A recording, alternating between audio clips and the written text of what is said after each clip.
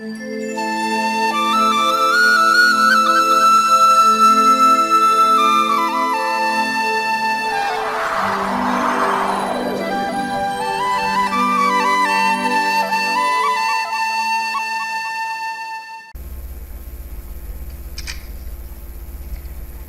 language and grammar channel रे जतो को जोहार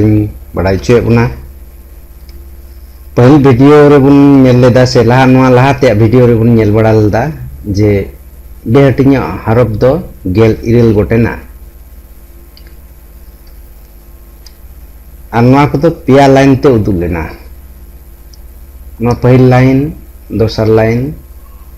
तेसर लाइन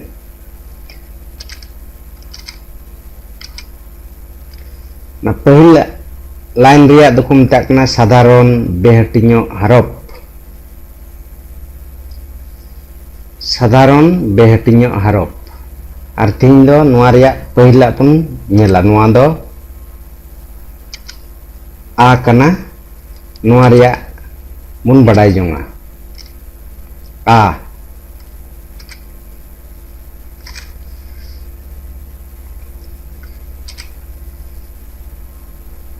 दो संताली बेहटिया हरफ रिया पहल हरफ कना नवा दो संताली ग्रामर रे शब्द बनाव से जोड़ाव रे पहल तला और मुचाद रे व्यवहारो कना जेलेका आ अलांग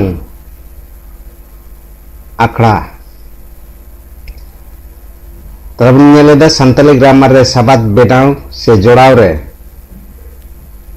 पहल तला और मुचाद रे व्यवहारो कना पहला का आ दो आ सार रिया कना आयमा समय गी अब दो हरफ उपरुम रे चित्र को बन व्यवहारा पिक्चर को बन व्यवहारा इमेज को उपरुम लगित किंतु नोडे दो बन बड़ाई का मा थोड़ा गन एडवांस लेवल थोड़ा बन चीदा हैं चेदा ना एडवांस लेवल रे दो ना छवि को तो बाबन व्यवहार ता ना आ रे पहला आ दो आरा अक्षर ते नवा कारण तकी उदुग कना जे नवा दो शब्द पहल रे जोड़ाव रे पहल शब्द बनाव रे से जोड़ाव रे पहल दे व्यवहार कना